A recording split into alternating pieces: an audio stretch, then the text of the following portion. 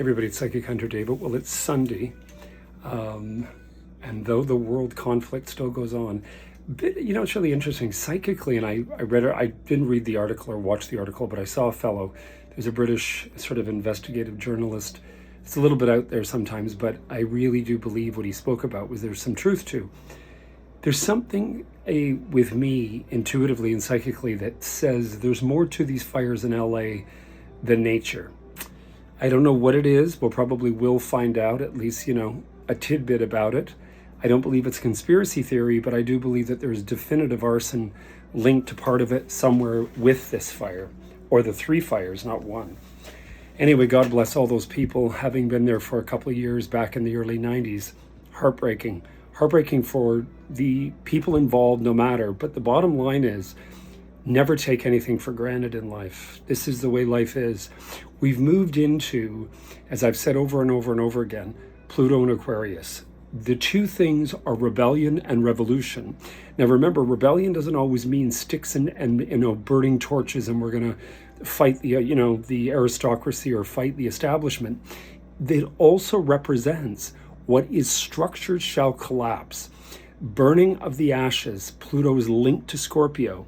It is extremely hot and bitter.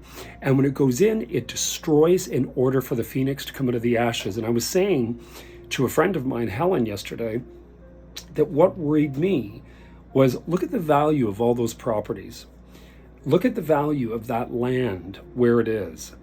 I mean, all I kept thinking to myself was there's going to be these huge condos go up there. Like, I don't know, like something was bothering me. And this is one of the things I think that hits. I mean, yes, there's going to be rebuild, but we will see. Time will tell. And then, of course, you've got this other nonsense, with our president-elect south of the border not ours, but theirs, going on about he's going to just, send a convoy and take over. I think he's going to meet up with Mr. Putin there with some warships, to be honest with you. I think we're going to see trouble with China and Russia and him.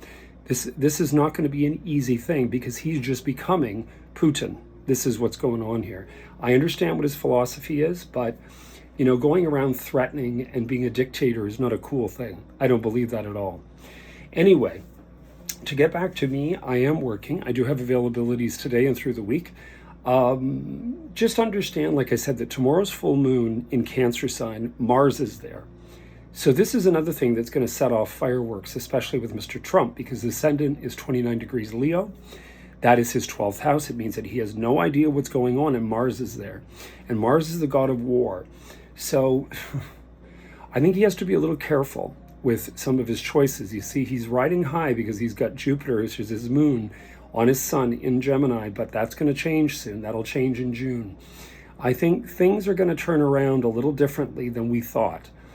And we will soon see that. We will start to see that even through the couple weeks that are following tomorrow.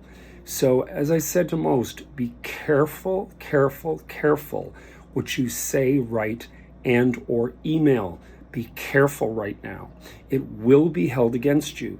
You've got to pull back and you've got to just be a listener.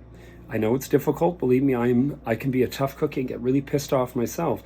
But right now, this is not the energy to go shooting your mouth off. Because if you do, you may very well say something that you regret. And somebody might have their recorder on their phone on and they're going to get you. Believe me. So just be very careful. Anyway, I am around, and if you are interested in booking a consultation, give me a call, and I wish you guys all the best. You heard it here first. Enjoy the day. Cheers.